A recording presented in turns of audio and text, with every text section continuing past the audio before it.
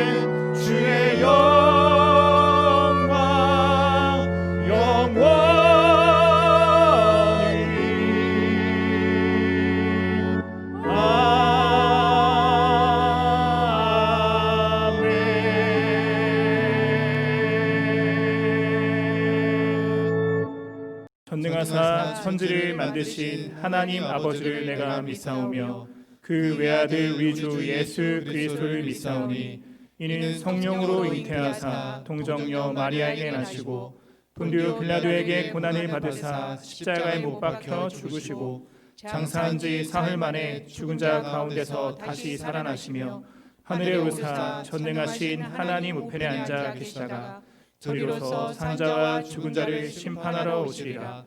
성령을 믿사오며 거룩한 공예와 성도가 서로 교통하는 것과 죄를 사하여 주시는 것과 몸이 다시 사는 것과 영원히 사는 것을 믿사옵나이다. 아멘. 다 같이 찬송가 8장을 부르시겠습니다.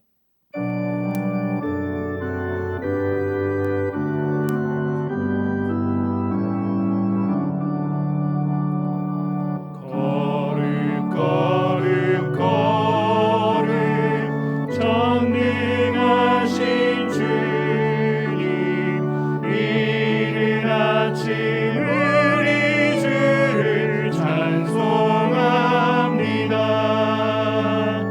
거룩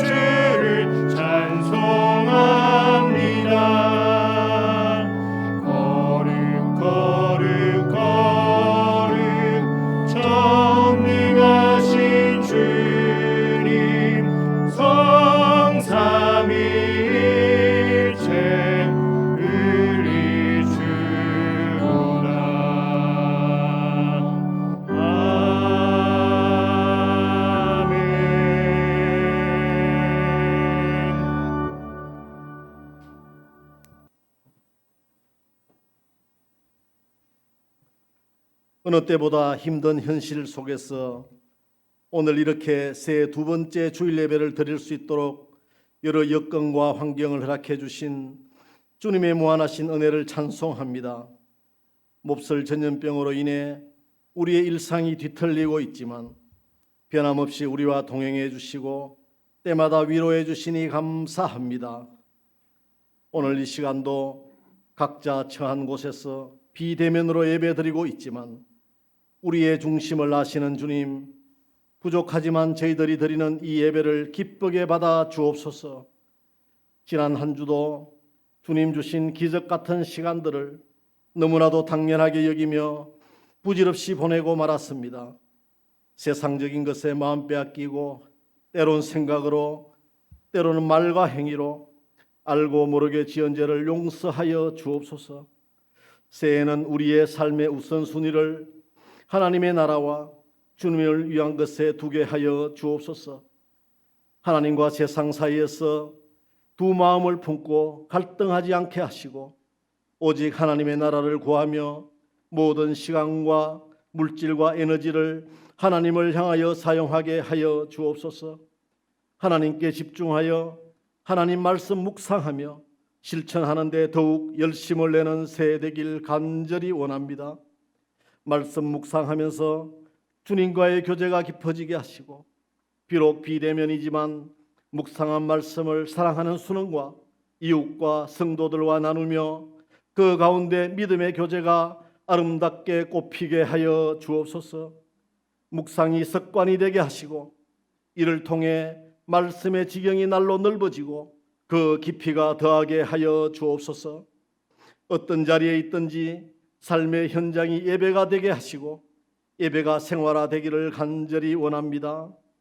연약하고 허물투성이고 부족하기 짝이 없는 저희들이지만 주님 더욱 의지하며 살아가게 하시고 이런 우리를 통해 우리의 가정과 일터와 사회가 새로워지게 하여 주옵소서. 사랑의 하나님, 어찌할 바 모르는 이 땅의 자영업자와 소상공인과 실업자들의 눈물을 기억하여 주옵소서. 수십 년 만에 한파같이 마음이 얼어붙고 황망한 현실 앞에 낭망하는 우리의 이웃을 찾아가는 우리 되게 하시고 따뜻하게 손 내밀고 어루만지는 우리 수원 성도교회가 되게 하여 주옵소서. 복음 전파의 사명을 위해 눈물 뿌리며 씨 뿌리는 해외 선교지를 기억하여 주시고 코로나로 더욱 힘들어하는 이 땅의 개척교회와 미자립교회와 갈수록 쓸쓸해지고 있는 농어촌 교회의 아픔도 헤아리게 하셔서 더 풍성한 것으로 협력하고 후원하는 복된 교회가 되게 하여 주옵소서. 우리나라 대한민국에도 이전에 없던 새로운 한 해가 되게 하여 주옵소서. 비방과 갈등은 사라지게 하시고 한 마음으로 서로 화합하며 서로 칭찬하며 서로 짐을 나눠지고 앞을 향해 나아가는 한 해가 되게 하여 주옵소서. 특별히 뜨거운 마음으로 혼동의 시대를 이끄시는 우리 담임 목사님과 여러 교역자님들에게 성령님 주시는 강한 힘을 허락해 주시고 보이지 않는 곳에서 애쓰는 봉사자들의 선한 손길들 하나님 기억하여 주옵소서. 오늘도 생명의 말씀 내려주실 때 감화 감동의 은혜 허락하시고 믿음이 깊이 뿌리내리게 하시고 아름답고 견실하게 믿음이 자라가게 하여 주옵소서. 정성껏 준비한 찬양과 오늘 이 예배를 준비한 손길들의 헌신을 기쁘게 받아주실 줄 믿사오며 거룩하신 예수님의 이름으로 기도드립니다. 아멘.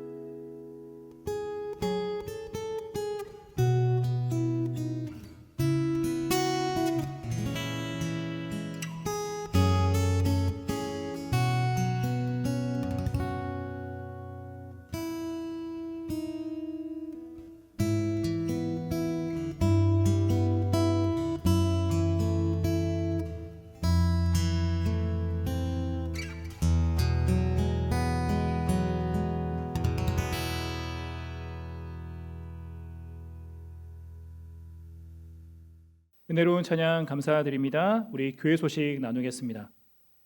묵상과 기도와 나눔의 거룩한 습관을 만드는 40일 진행 중에 있습니다. 저도 지난주에 여러 성도님들께 문자를 받고 인사 나누고 또 우리 청소년부 친구들에게 문자 나누고 또 인사 나눌 때 참 교제하는데 참 좋더라고요.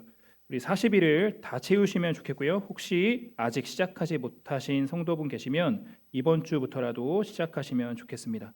이번 주 묵상 본문 알려드립니다. 오늘 누가복음 4장 14절 말씀부터 우리 16일 토요일 누가복음 6장 26절까지가 이번 주 묵상 말씀입니다. 이 화면 사진으로 찍으셔서 확인하시면서 묵상하시면 편하실 것 같습니다. 기부금 영수증 신청하신 분들께서는 교회 사무실에서 찾아가시고 또 우편으로 받기 원하시면 문자로 신청하시길 바랍니다. 기쁜 소식 나눕니다. 천상만 임정혜 집사님 아들 천다솔 형제 16일 토요일 오전 11시에 안산 GD 컨벤션 7층에서 결혼 예식 드립니다. 하나님의 축복 가운데 아름다운 가정 이루도록 기도해 주시길 바라겠습니다. 하나님 말씀 나누겠습니다. 오늘 주시는 하나님의 말씀은 누가복음 18장 말씀입니다. 누가복음 18장 1절부터 8절까지의 말씀 함께 나누겠습니다. 제 성경으로는 신약성경 125페이지에 있습니다. 누가복음 18장 1절부터 8절까지의 말씀, 저와 여러분 한 절씩 교독하겠습니다. 예수께서 그들에게 항상 기도하고 낙심하지 말아야 할 것을 비유로 말씀하여 이르시되 어떤 도시에 하나님을 두려워하지 않고 사람을 무시하는 한 재판장이 있는데 그 도시에 한 과부가 있어 자주 그에게 가서 내 원수에 대한 나의 원한을 풀어주소서 하되 그가 얼마 동안 듣지 아니하다가 후에 속으로 생각하되 내가 하나님을 두려워하지 않고 사람을 무시하나 이 과부가 나를 번거롭게 하니 내가 그 원한을 풀어주리라. 그렇지 않으면 늘 와서 나를 괴롭게 하리라 하였느니라. 주께서 또 이르시되 불의한 재판장이 말한 것을 들으라. 하물며 하나님께서 그 밤낮 부르짖는 택하신 자들의 원한을 풀어주지 아니하시겠느냐? 그들에게 오래 참으시겠느냐? 내가 너희에게 이르노니 속히 그 원한을 풀어주시리라. 그러나 인자가 올 때에 세상에서 믿음을 보겠느냐 하시니라. 아멘. 아멘. 이 시간 담임 목사님께서 나오셔서 낙심하지 말고 기도합시다 라는 제목으로 하나님 말씀 전하실 때 모두 큰 은혜 받으시길 바라겠습니다.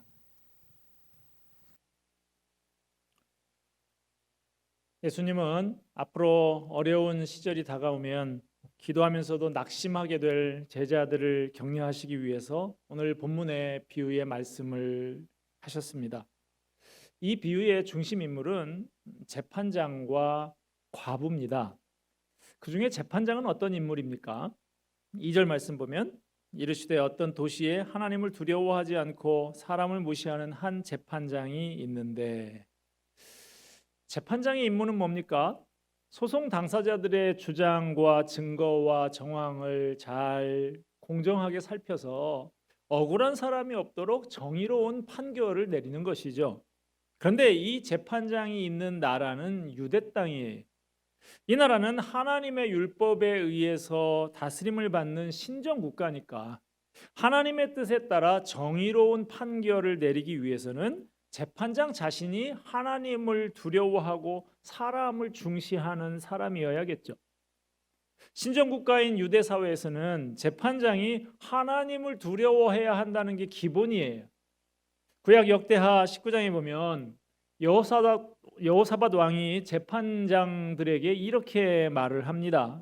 역대하 19장 6절 7절 말씀입니다. 재판관들에게 이르되 너희가 재판하는 것이 사람을 위하여 할 것인지 여호와를 위하여 할 것인지를 잘 살피라. 너희가 재판할 때에 여호와께서 너희와 함께 하심이니라. 그런즉 너희는 여호와를 두려워하는 마음으로 삼가 행하라. 우리의 하나님 여호와께서는 불의함도 없으시고 치우침도 없으시고 뇌물을 받는 일도 없으시니라 하니라.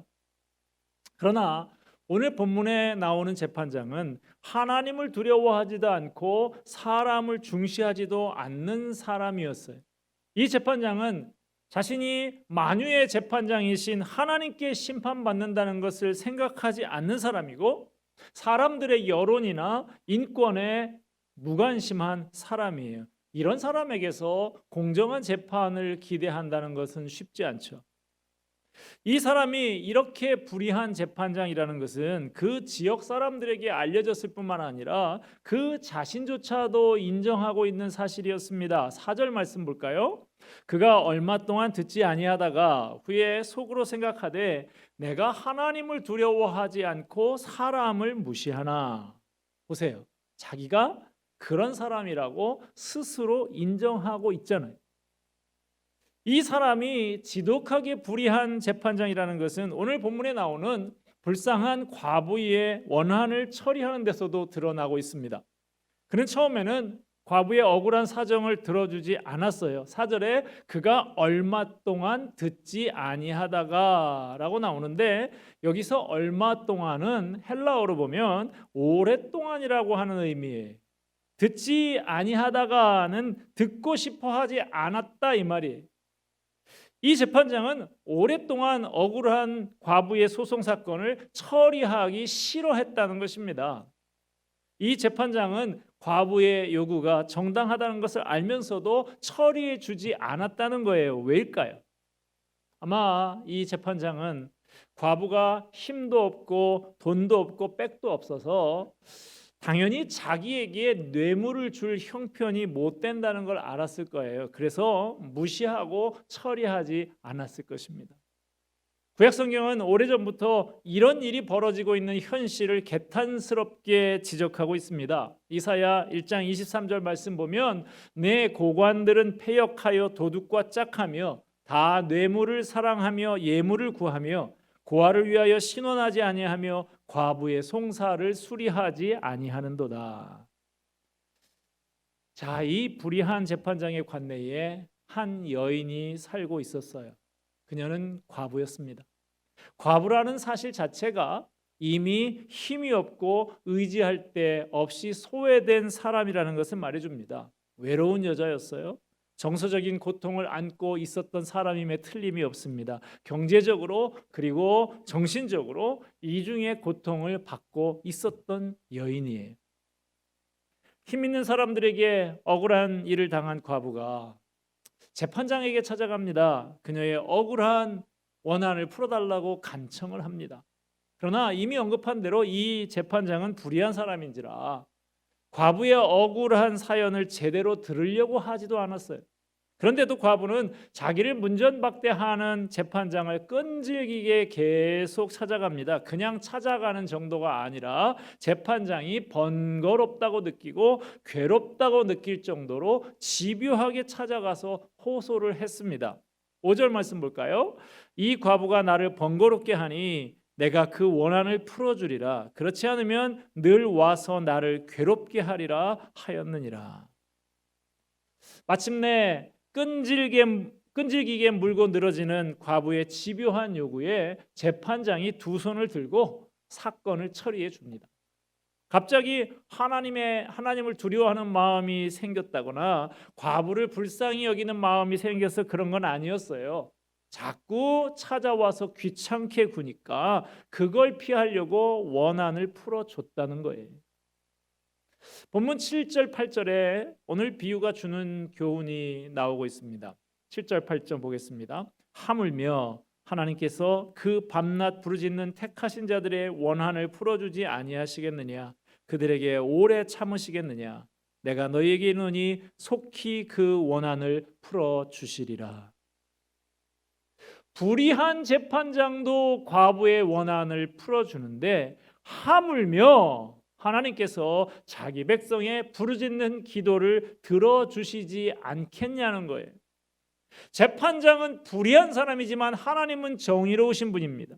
재판장은 매정하지만 하나님은 긍휼과 자비가 풍성하신 분이십니다. 재판장은 오랫동안 듣지 않으려고 했지만 하나님은 속히 들어주시는 분이십니다. 재판장은 귀찮아서 어쩔 수 없이 들어줬지만 하나님은 사랑스레 들어주시는 분이십니다. 그러므로 낙심치 말고 기도하라는 것이죠. 우리는 한 석 달 전쯤에 누가복음 11장에서 오늘과 비슷한 주제를 가진 비유를 하나 다룬 적이 있습니다. 밤중에 찾아온 손님을 대접하기 위해서 늦은 밤에 깊이 잠든 친구네 집 문을 계속 두드려서 기필코 빵을 얻어냈던 사람의 이야기죠. 그때 예수님이 비유를 마치면서 주신 교훈이 뭐였습니까? 누가복음 11장 8절에서 10절 말씀 봅시다. 내가 너희에게 말하노니 비록 벗됨으로 인하여서는 일어나서 주지 아니할지라도 그 간청함을 인하여 일어나 그 요구대로 주리라. 내가 또 너희에게 이르노니 구하라 그러면 너희에게 주실 것이요 찾으라 그러면 찾아낼 것이요 문을 두드리라 그러면 너희에게 열릴 것이니 구하는 이마다 받을 것이요 찾는 이는 찾아낼 것이요 두드리는 이에게는 열릴 것이니라.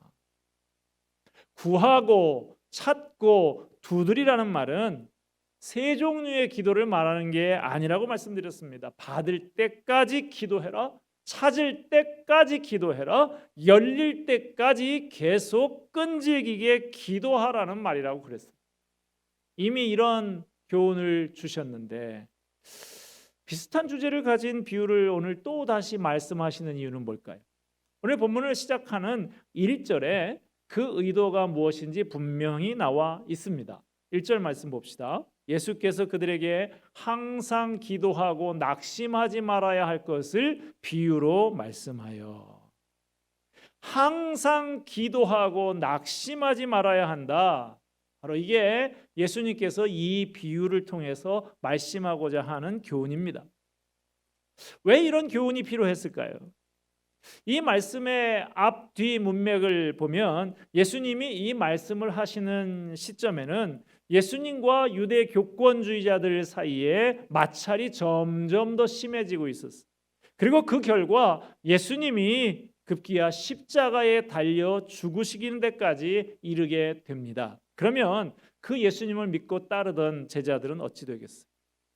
심한 환난과 핍박이 곧 그들에게 닥쳐오게 됩니다.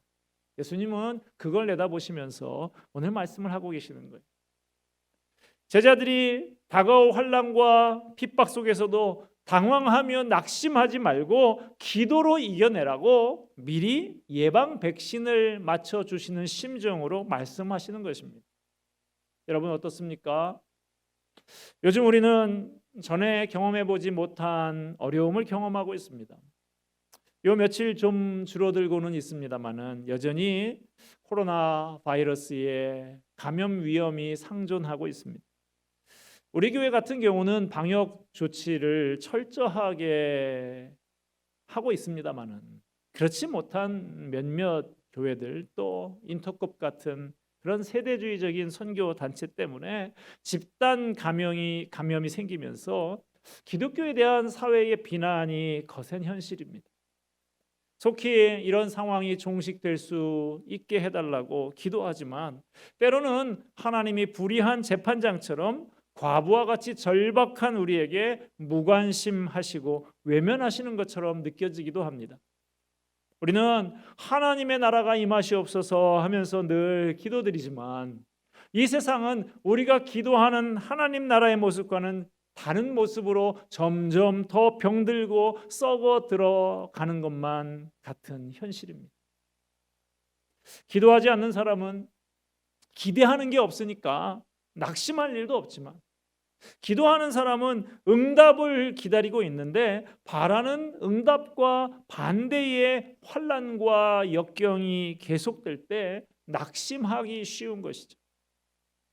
제 개인적으로도 그렇습니다. 어떤 때는 정말 기도하기가 무섭게 바로 응답을 주실 때가 있어요. 그러면 얼마나 재미나는지 모릅니다. 그런데 어떤 문제는 몇 년 동안 애를 태우면서 기도해도 답답한 상황이 계속되는 경우가 있어요. 그럴 때 자칫 낙심하게 될 수가 있습니다.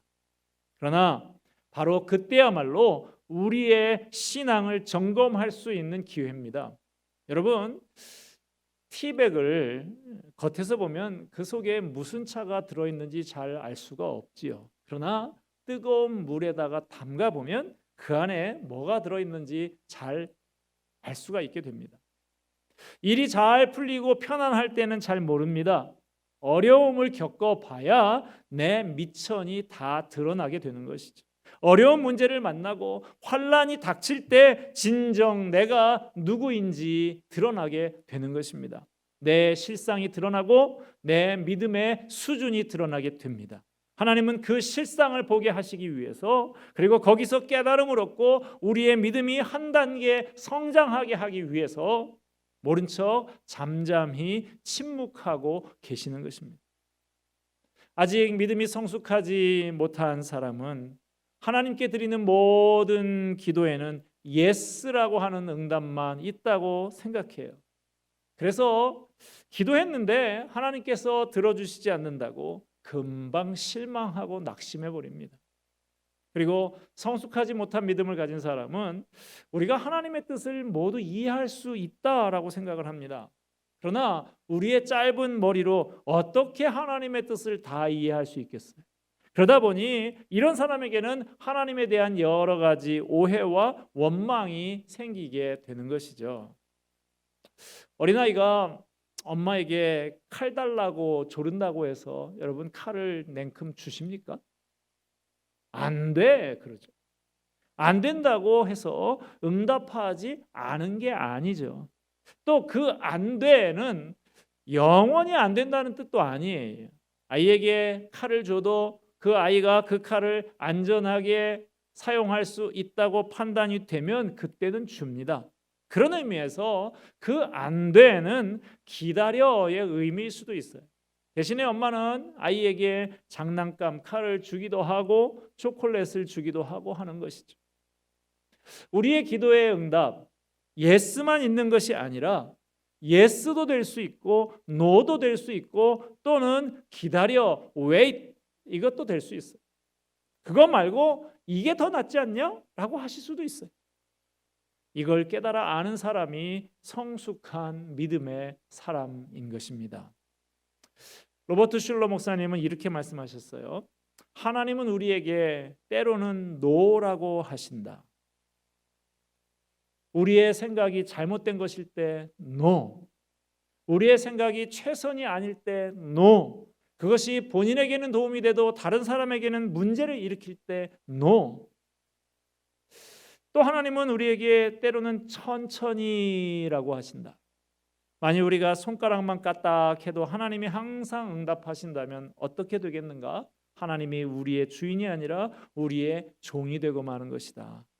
하나님이 지체하신다고 해서 그것이 곧 거부한다는 뜻은 아니다. 하나님의 타이밍은 완벽하다. 기도할 때 인내가 필요한 것이다. 하나님은 우리에게 성숙하라고 하신다. 모든 것이 옳을 때 그제야 하나님은 됐다고 하신다. 고아의 아버지이자 기도의 능력자로 알려진 조지 뮬러는 이렇게 말을 합니다. 나는 하나님께서 쉽게 응답해 주지 않은 것을 감사한다. 왜냐? 금방 응답하셨으면 내가 기도를 쉬었을 텐데 응답해 주시지 않으니까 내가 기도하고 또 기도하고 매달리고 또 매달렸다. 나는 기도를 통해서 기도하는 성품을 얻게 되었고 기도를 들으시는 하나님의 사랑을 깨닫게 되었고 너무나 쉽게 문제를 푸는 하나님의 능력을 발견하게 되었다. 여러분, 하나님 아버지께서는 기도의 내용과 기도의 응답의 시기와 기도하는 사람의 성품까지 모든 것을 하나님의 뜻에다 맞추십니다. 기도 응답의 과정을 우리의 믿음이 성숙하는 과정으로 삼으시고 우리에게 가장 좋은 것을 가장 좋은 때에 주십니다. 그러므로 성숙한 믿음의 사람은 하나님의 뜻을 다 이해하지 못해도 하나님을 신뢰하고 견딥니다. 나보다도 훨씬 더 나를 잘 알고 계시고 나보다도 훨씬 더 내 일에 대해서 잘 알고 계시고 나보다 훨씬 더 나를 행복하게 해주실 수 있는 분이 하나님이신 것을 믿습니다. 그래서 비록 지금 내 앞에 닥친 환경이 비록 혼란스럽고 고통스러워도 이 시련이 다 주님의 뜻 안에 있다고 믿기 때문에 실망하거나 낙심하지 않습니다. 요즘은 소위 스피드 시대입니다. 뭐든지 빠른 것이 인정받는 시대예요. 사진의 경우에 전에는 필름을 DP점에다 가져다 주고 다음 날이나 사진을 봤던 그런 시절이 그렇게 오래되지 않았어요. 그런데 이제는 찍자마자 바로 그 자리에서 인화할 수가 있고 아예 그 자리에서 바로 전 세계 어디나 전송을 할 수 있는 시대가 됐습니다. 오늘 밤에 인터넷으로 물건을 주문하면 내일 새벽에 집 앞에 딱 갖다 줍니다. 이런 시대를 살아가다 보니까 인내심이 점점 줄어들고 있습니다. 참고 기다리지를 못하고 조급합니다. 디모데후서 3장에 보면 사도 바울이 말세에 나타나는 인간성의 변화들을 예언하고 있는데 그 중에 하나가 조급해진다는 거예요. 뭐든지 빨리만 하려고 합니다. 돈을 벌어도 꾸준히 성실하게 벌려고 하지 않고 빨리 한꺼번에 왕창 벌려고 해요. 이른바 대박을 꿈꾸고 있는 것이죠. 신자들이 신앙생활을 하는 데 있어서도 마찬가지입니다. 말씀대로 살다가도 어려운 일을 만나면 믿음이 금방 흔들리고 회의에 빠집니다. 빨리 응답이 안 된다고 기도하다가 중단합니다. 인내하지 못하고 낙심하고 바로 주저앉는 사람들이 있어요. 우리가 신앙생활 하다 보면 예수 믿는 것 때문에 온갖 불이익을 당하고 애매한 비난과 억울한 일들을 많이 당합니다. 반대로 믿지 않는 사람들은 이 세상에서 온갖 불법과 부도덕한 짓을 저지르면서도 떵떵거리고 잘 먹고 잘 사는 것처럼 보여요. 그런 부조리한 현상들을 바라볼 때 마음속에 깊은 상처와 회의가 생길 수 있습니다. 도대체 하나님은 뭐 하시는 걸까? 하나님은 내 사정을 아시기나 하시는 걸까? 하나님은 왜 저런 사람들을 벌주지 않고 그냥 내버려 두실까? 도대체 이런 고통은 언제까지 계속되는 것일까? 이런 우리들에게 주님은 오늘 본문을 통해서 말씀하십니다. 낙심하지 말고 계속 기도하라. 오늘 비유에 나오는 이 과부처럼 8절 말씀 보겠습니다. 내가 너희에게 이르노니 속히 그 원한을 풀어 주시리라. 그러나 인자가 올 때에 세상에서 믿음을 보겠느냐 하시니라. 속히 그 원한을 풀어 주시리라. 그 원한을 풀어 주실 날이 곧 온다는 말씀입니다. 최근에 우리는 주님의 심판날, 결산의 날을 잘 준비하자라고 하는 말씀을 2주간 연속해서 살펴봤죠. 오늘 말씀도 그와 이어지는 말씀, 연관되는 말씀입니다. 주님이 다시 오셔서 모든 억울하고 원통한 것 다 풀어주시는 날이 가깝다는 거예요. 주님께서 곧 오셔서 우리의 눈물을 닦아주신다는 것입니다. 그날이 멀지 않다는 거예요. 그러니 조금만 더 인내하며 기도하자는 것입니다. 그러나 인자가 올 때에 세상에서 믿음을 보겠느냐? 주님이 다시 오실 때 어려움 속에서도 하나님을 신뢰하며 인내하며 기도하기를 쉬지 않는 그 믿음의 사람을 찾아볼 수 있겠는가 하는 말씀입니다. 그런 믿음의 사람을 찾아보기 힘들 거라는 탄식의 말씀이에요. 오늘 말씀을 맺으면서 유명한 화가들의 얽힌 기도 이야기를 좀 해드리고 싶습니다. 우리나라의 유명한 화가인 운보 김기창 화백이라고 있죠. 이분이 어려서부터 농아였습니다. 어릴 때부터 동네나 학교 아이들로부터 온갖 놀림을 받고 자랐어요. 너무나 낙심될 만한 환경에서 자랐지만 그걸 극복하고 한국의 대표적인 화가가 된 것은 그의 어머니였던 한윤명 씨의 기도 때문이었다고 이 김기창 화백이 간증을 했습니다. 어머니는 장애인인 아들을 위해서 얼마나 열심히 기도했는지 걸으면서도 기도하고 일하면서도 기도하고 그랬다 그래요. 운보는 그 어머니의 기도를 힘입어서 온갖 가시밭길에서도 실망치 않고 믿음으로 이겨냈습니다. 그렇게 대를 이어서 기도하며 믿음을 지킨 사람을 하나님께서 이 나라의 대표적인 화가가 되게 하셨던 것입니다. 한 가지 이야기를 더 해드리고 싶습니다.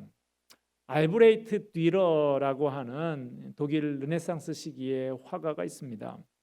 가장 유명한 작품이 지금 화면에 나오고 있는 기도하는 손이라고 하는 작품인데 이 그림에 담긴 사연이 있습니다. 화가 지망생 뒤러와 프란츠가 친한 친구 사이였어요. 이 둘 다 너무 가난해서 생계를 위해서 일을 하면서 틈나는 대로 그림을 그려야 했습니다. 그런데 그렇게 해서는 그림 공부를 제대로 할 수가 없었어요. 그래서 두 친구가 합의를 보고 제비를 뽑습니다. 한 사람은 돈을 열심히 벌고, 그래서 다른 친구가 미술 공부하는 것을 도와주기로.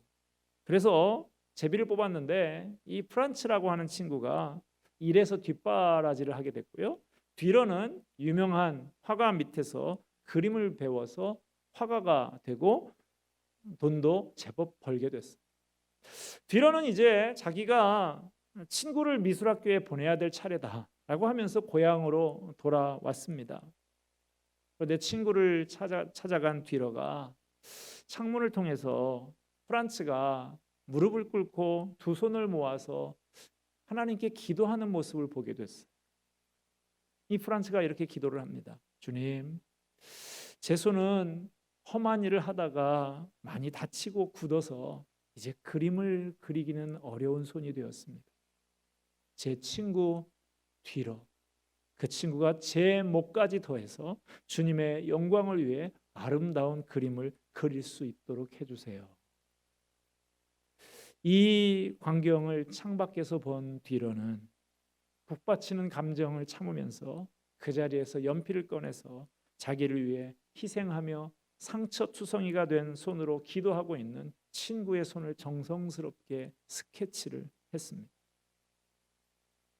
프란츠, 세상에서 가장 아름다운 모델이 바로 내 눈앞에 있네.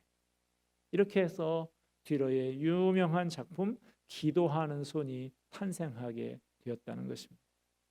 이 그림을 그린 뒤로가 이런 말을 남겼어요. 기도하는 손은 가장 깨끗하고 위대한 손이다. 기도하는 자리가 가장 큰 자리요 높은 자리다. 여러분, 예수님은 인자가 올 때에 세상에서 믿음을 보겠느냐 하시면서 탄식하셨지만, 그것은 그러니까 너희도 진작에 포기해라 이 말씀 아니죠. 너희만이라도 어려움 속에서도 낙심하지 말고 기도해라 라는 간곡한 부탁의 말씀인 것이죠. 오늘날 우리 앞에 펼쳐진 냉혹한 현실이 결코 만만하지 않지만 포기하지 않고 끈질기게 매달려 원한을 해결받은 오늘 본문의 과부와 같이 오늘도 하나님을 굳게 붙들고 인내하면서 기도하는 저와 여러분이 되기를 바랍니다. 그런 우리를 주님께서 크게 기뻐하시고 큰 위로와 평강과 축복을 내려주실 줄로 믿습니다. 기도하겠습니다. 은혜와 사랑이 풍성하신 하나님 아버지, 인자가 올 때에 세상에서 믿음을 보겠느냐 하시면서 탄식하시며 너희만이라도 어려움 속에서도 낙심하지 말고 기도를 쉬지 말아라 하시는 그 주님의 절절한 심정을 오늘 말씀을 통해서 대하게 됩니다. 우리 앞에 처한 현실이 참 냉혹하지만 만만치 않지만 오늘 주님의 그 부탁의 말씀을 붙잡고 오늘도 기도하기를 쉬지 않는 우리가 되게 하여 주시옵소서. 오늘도 하나님을 굳게 붙들고 인내하며 기도하여서 하나님의 큰 위로와 평강과 축복을 경험하는 우리 모두가 되게 하여 주시옵소서. 모든 말씀 예수 그리스도의 이름으로 기도하옵나이다. 아멘. 주신 말씀은 되새기며 우리 다 같이 찬송가 369장을 부르시겠습니다. 찬송 부르시는 가운데 준비한 헌금 하나님 앞에 올려드리겠습니다.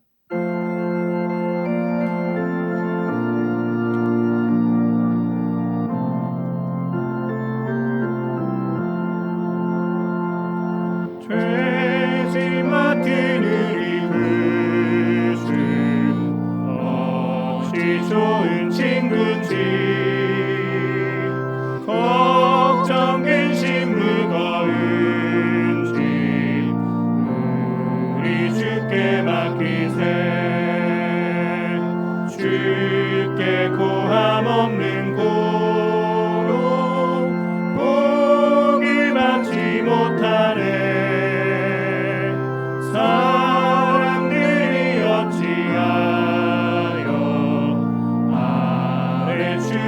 모를까 시험 걱정 모든 괴로움 없는 사람 누군가 의지 없이 낙심 말고 기도드려 아르세 이런 진실하신 친구 찾아볼 수 있을까 우리 약함 아시오니 어찌하니 아를까 근심 걱정 누구인지 아니신 자 누군가 피난처는 우리 예수 주께 기도드리세 세상 친구 멸시하고 너를 조롱하여도 예수 품에 안기어서 참된 위로 받겠네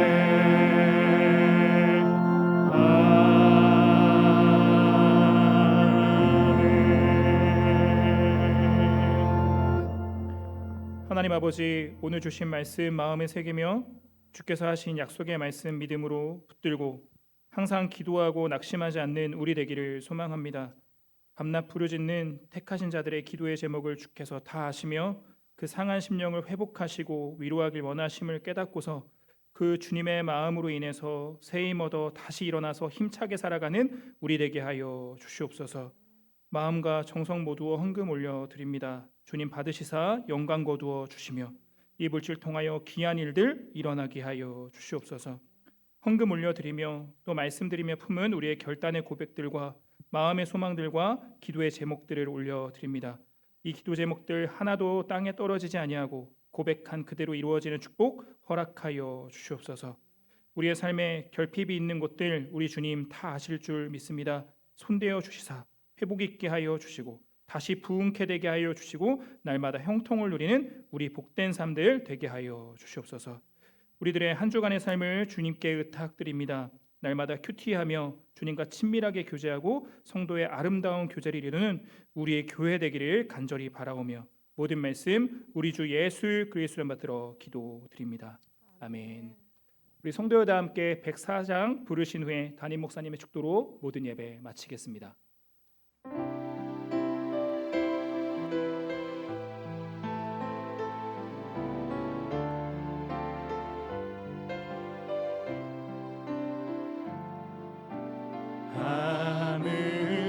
아무것도 두려워 말라 주 나의 하나님이 지켜주시네 놀라지 마라 겁내지 마라 주님 나를 지켜주시네 아무것도 두려워 말라 아무것도 두려워 말라 주 나의 하나님이 지켜주시네 놀라지 마라 겁내지 마라 주님 나를 지켜주시네 내 맘이 힘에 겨워 내 맘이 힘에 겨워 지칠지라도 주님 나를 지켜주시네 세상의 험한 풍파 몰아칠 때도 주님 나를 지켜주시네 주님은 나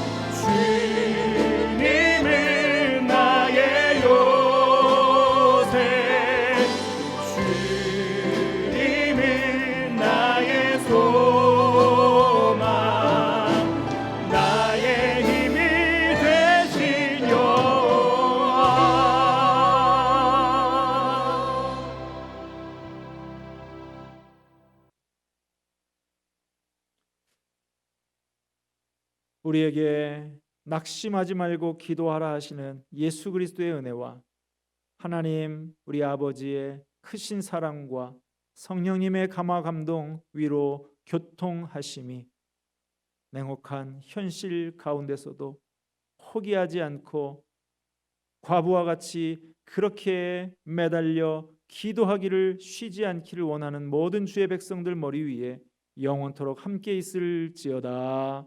아멘.